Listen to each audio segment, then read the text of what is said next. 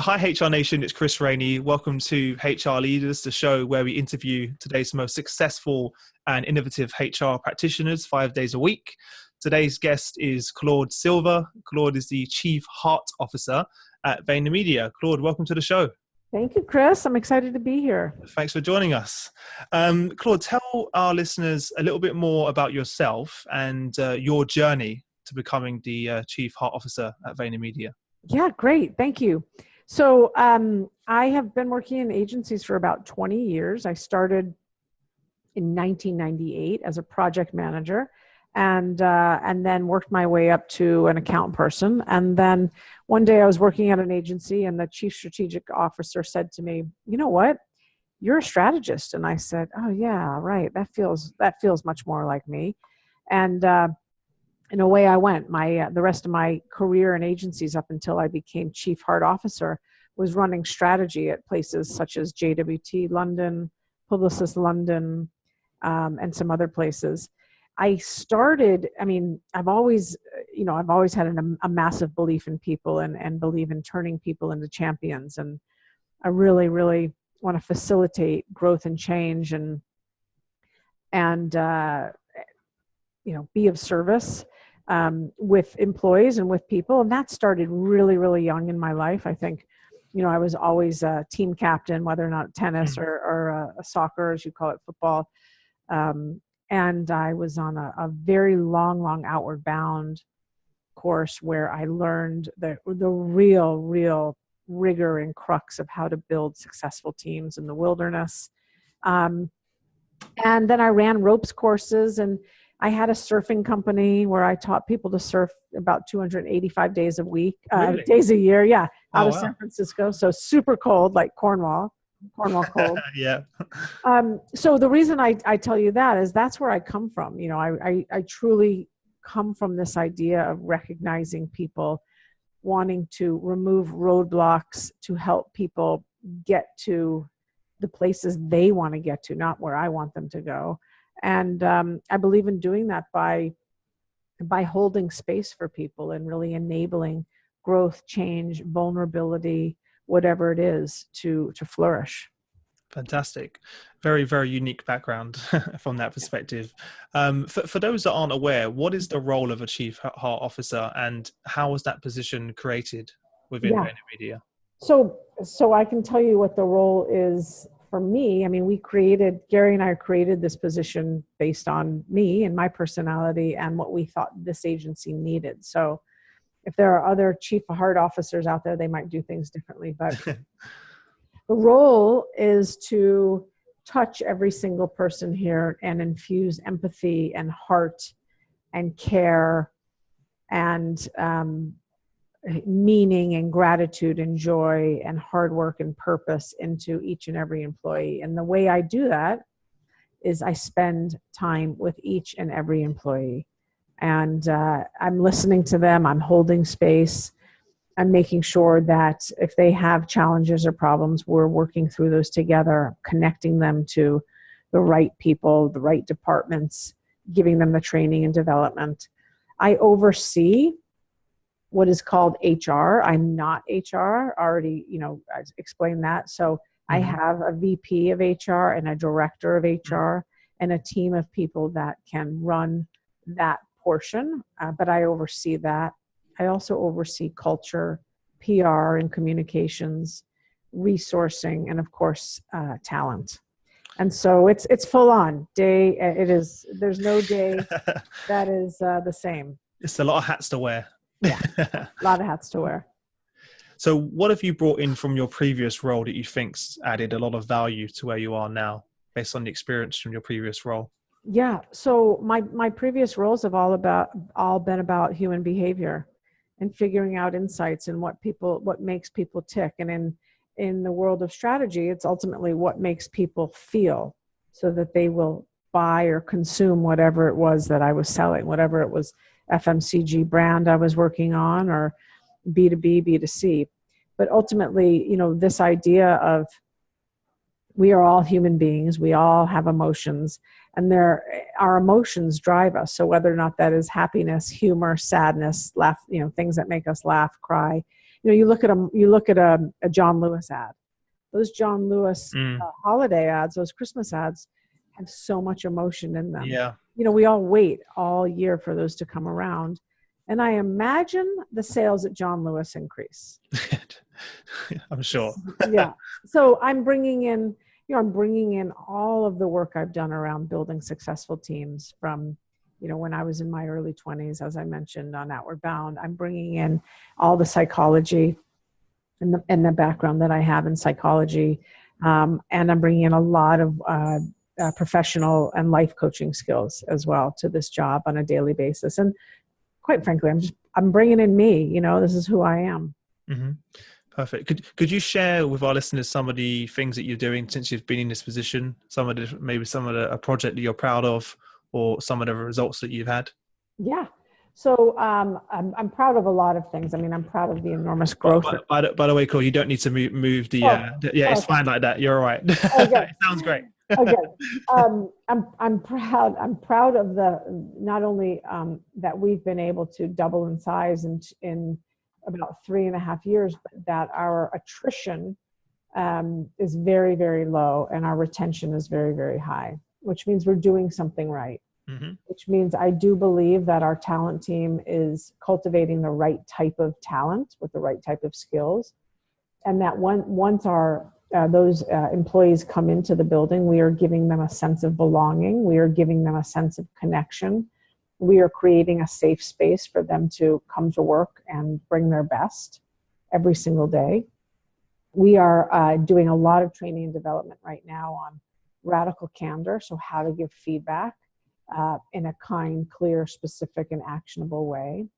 We've done unconscious bias training, which is super important, not only as you are interviewing people, but also as you are working with teams, and also advertising. I mean, there's a lot of bias that goes into that. I'm super proud of the fact that we now have a very vibrant and viable London office, which has now been around for about 15 months over in Shoreditch, and that they're doing great, and they have an HR person there, and they feel connected to the hub, to the to HQ. And I feel great in the fact that in 18 months, I've been able to meet almost every employee, if not every employee, and I'm now going around again. Mm-hmm. I've built an incredible team that has pride in what they do, and they're there to serve the company. And we're happy. I mean, we're upbeat. We're all like, we're in it together. We want to be here. That's huge. That is huge. Also, you talked to my business partner only a few hours ago, the importance of wanting to come to work, and people, when they feel connected to the business, they go above and beyond what's required of them. Right. Yeah. It's an amazing feeling to have, but it's also very difficult for businesses to achieve in their organizations. Something I wanted to ask you, and something that I've been looking at more and more over the years, is that relationship between CEO and HR. It's becoming more and more important now. What makes sort of you and Gary such a good team? Well, I think first and foremost, our belief in people. So Gary and I both believe in positivity, and yes, we both believe in that human beings have the ability to have enormous bandwidth for empathy and self-awareness and gratitude. And that goes a long way. So the way we believe in people and the way we foster and cultivate people is, I would say, pretty identical. That in itself, that having those two things in itself makes he and I be able to work very quickly together and create and make decisions very quickly. If I supply him with the information he needs, he can make those decisions quickly. And vice versa. He's asking me for my opinions all the time. So, I think we also communicate in a very similar way, which is we communicate by intuition, and we communicate based on just the belief in people. It sounds so corny, but fundamentally people matter. We want to bring our best to these people all day long. So he and I are coming from the same exact DNA. It's like the piece of cloth on the quilt looks the same. Great. And I think one of the things that stood out to me was when he said that when he introduced you in one of the videos was that you're there to make decisions that may not make any sense financially. Yeah. which, which was amazing to hear from a CEO, right? Yeah. I know. So funny. Certainly not for what I hear from, from someone who speaks to CHROs and HR people every day. They're having the opposite problem. They're having to sell this internally every single day and battle against the grain. So that's also one of the reasons why I was very excited to speak to you, is that you have, it seems that you have that freedom to really make an impact on the organization. And as you said, it's part of who you are and part of your personality. It's not a strategy, it's you. And it's your belief and your attention to the people in the organization that's getting those results, which is pretty incredible. So what really occupies your mind on a day-to-day basis then? So what occupies my mind on a day-to-day basis is making sure that the employees here are getting nourished and getting fed and getting what they need in terms of what our promise to them was, meaning growth, development, opportunity. That's on my mind all the time. As we scale, I want to make sure that we can keep our finger on the pulse of the people and maintain what it is we promised them we would do. Diversity and inclusivity is on my mind every single day, making sure that we have an agency that is reflective of the world. Super important. We are a microcosm of the macro. And so when a person of color walks into the building, I want to make sure that that person is seeing other people of color. Or if they're LGBT, then they are seeing other LGBT, or there's an LGBT group, so forth and so on. We have working mothers now.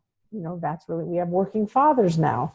Those things are really important, that people have a sense of belonging within this culture of diversity and inclusivity as well.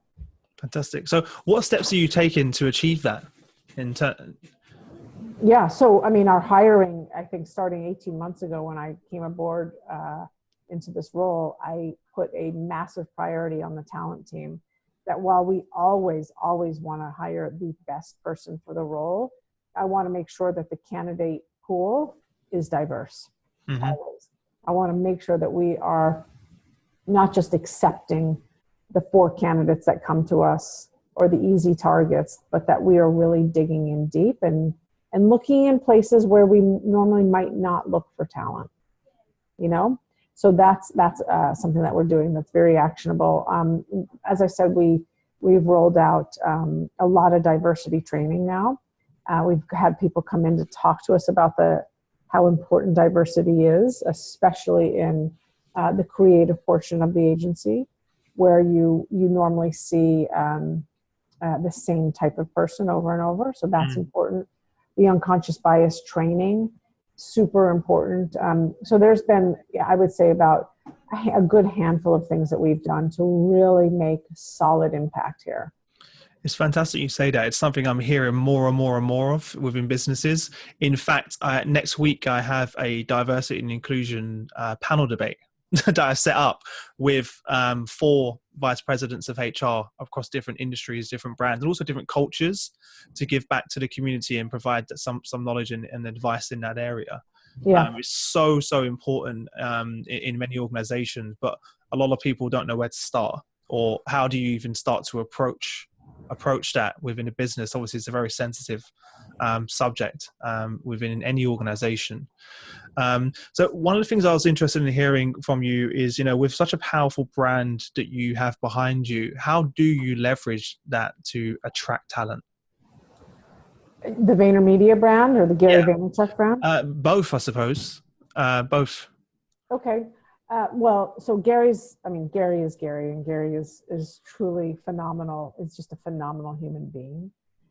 So he himself is attracting talent constantly. It's then up to us to vet the talent. Yeah, that's the hard part, right? Because you get too much. Well, he's getting, almost, hundreds of people a day saying, "I'll work for you for free." Wow. That's great. But how do you get through it? Then we need to cull it. And I have people, or he also has people on his team that is culling it and making sure, that we're doing our best to weed out like just the fanatics. because we need people here with specific skill set. We hire for skill set and a culture addition. So how can this person add to the culture? We don't want apples to apples to apples. You know what I mean? We don't want that anymore. We're too big. We want diversity, but we need specific skill sets. So that's one of the ways that we're able to attract talent. I mean, that's really low hanging fruit. We do. We just did we went to a LGBTQ conference, so we were trying to attract talent from that population. We do college tours. We do a lot of college university tours here. Of course, we're in New York and New England. We solicit a lot on LinkedIn.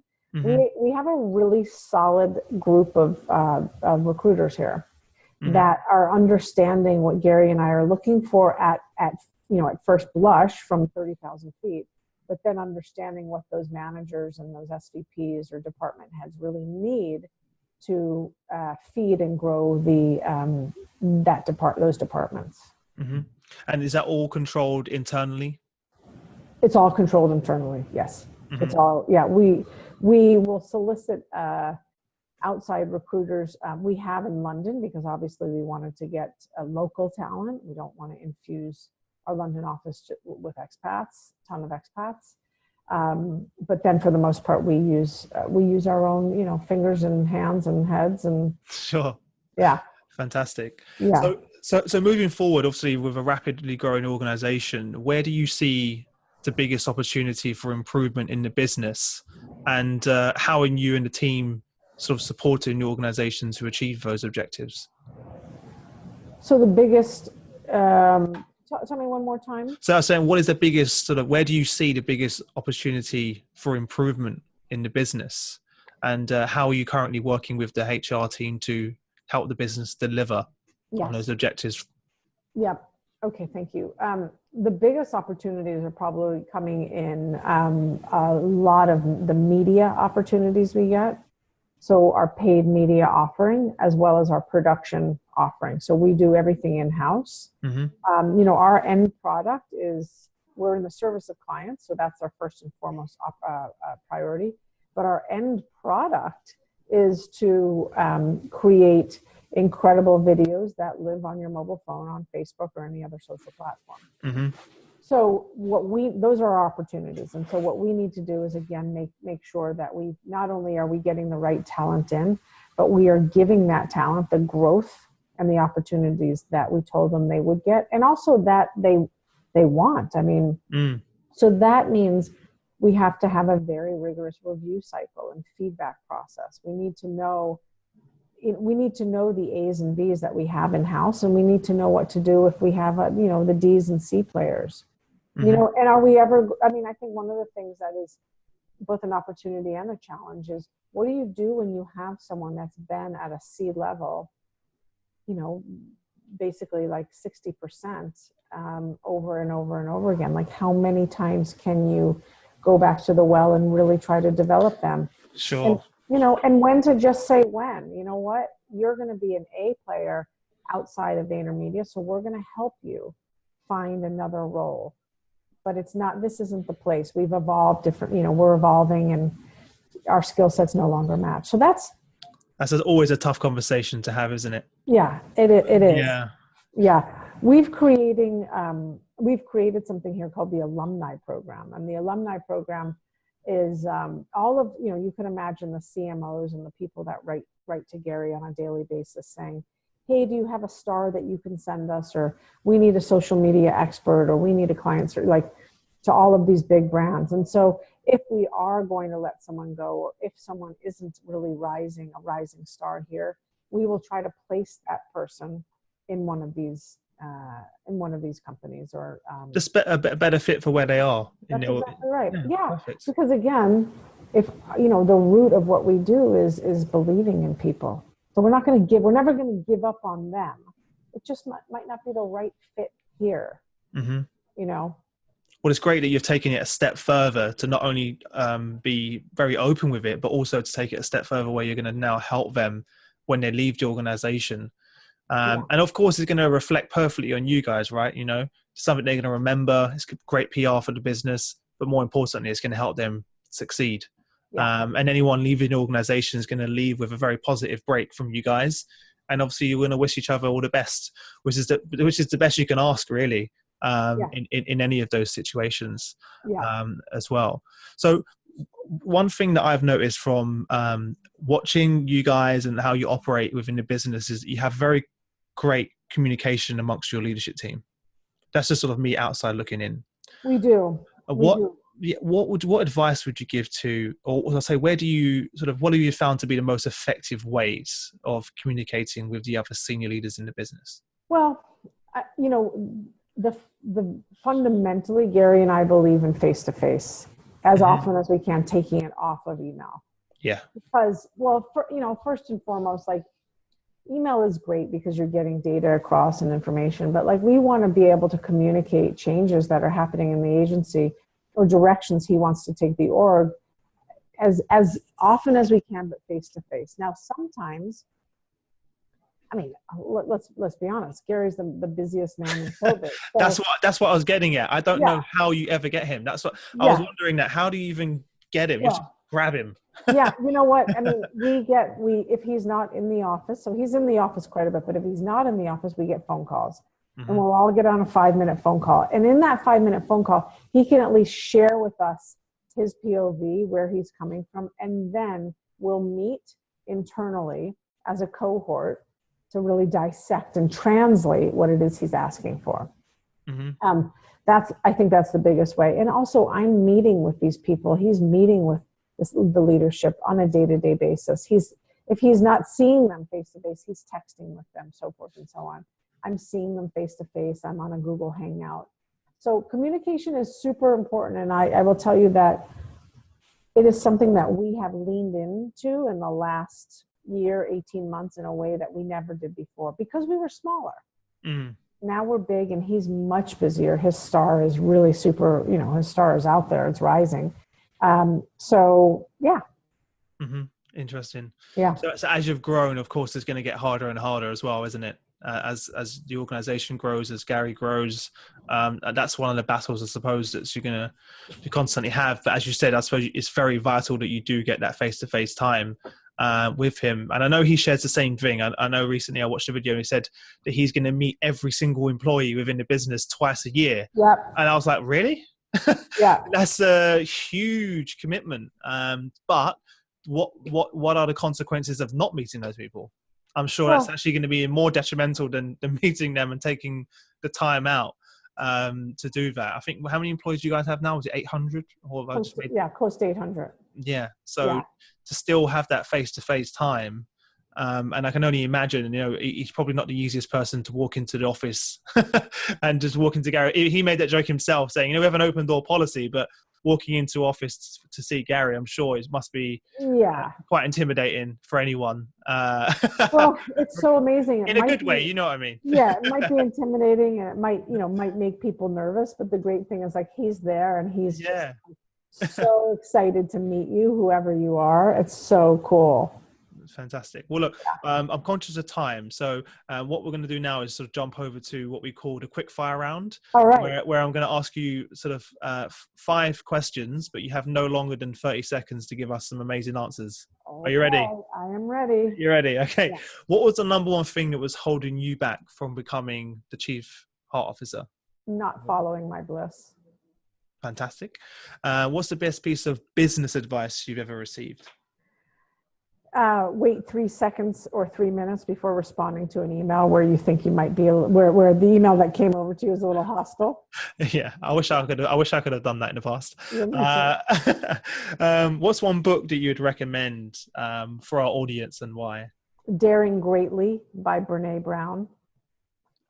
It's amazing because it really gets to the heart and soul of why we put up so many shields and defense mechanisms, and what the gifts of being vulnerable and courageous give to us, and how that really opens us up. And as it opens us up, we become freer. Fantastic. And what's one internet resource that you use to increase your own productivity and stay connected with the business and current events? Twitter, without a doubt. I mean, it's funny, like, does Twitter increase my productivity? Not necessarily. Yeah, but I see what you mean. Yeah. Yeah, but it is a way for me to stay connected and really stay connected with current events, especially news, because I don't watch the news on telly. I suppose it's very easily digestible, right? In Yeah. terms of the consumption. Yeah. Fantastic. What's one thing about your business that most excites you today? Geez, I mean, the idea of global expansion, which is way off, but we'll get there at some point. You're already halfway there, I suppose. Yeah. You've got to Yeah. yeah, well. Global expansion into the non-English speaking world. No, fantastic. And well, that was all the questions. You've given us some fantastic advice, and it's really, really interesting to hear your journey to where you are. And you guys are doing some fantastic things over there. So thank you for that. Give our listeners sort of one parting piece of guidance, bearing in mind they're all people leaders. They all have a similar approach to yourself, and then we'll say goodbye. Yeah. So I fundamentally think that listening and actively listening is the best thing that we can do for our employees. And what actively listening means is holding space and being able to hear whatever it is they're saying with objectivity, and then being able to take action on it. Because after all, we are honored to be in the care, to take care of all of our employees, and they need something when they come to us. So listening and then acting on it. Fantastic. Well, again, appreciate your guidance, guys. Make sure you head over to hrleaders.com. There you'll find all the show notes from the episode, everything we've been talking about. Claude, thank you again for sharing your journey with our listeners, and I wish you all the best until we next speak. Thank you so much, Chris. I appreciate it.